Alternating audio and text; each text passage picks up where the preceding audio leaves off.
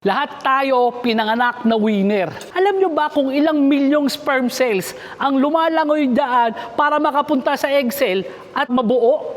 Isipin mo, ikaw yung naging successful, yung kaisa-isang sperm cell na nag-merge doon sa egg para mabuhay.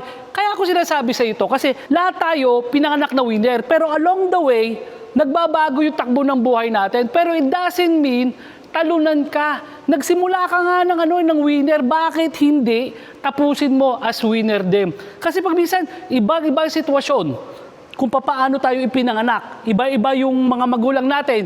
Pero, ang magiging kasalanan natin nito, kung hindi natin na-improve yung sarili natin mula nung panahon na ipinanganak tayo. So kagaya ni Sir Ace ng Baguio, magtatayo siya ng sarili niyang gym. Actually, si Sir Ace, kung di ako nagkakamali, dentista pa siya. So ito yung sinasabi ko, ito yung mga gawain ng mga tao na nagsasucceed sa buhay, yung hindi tumitigil hanggang ma-reach yung gusto nila. So kapatid, sana maintindihan mo, pinanganak kang winner.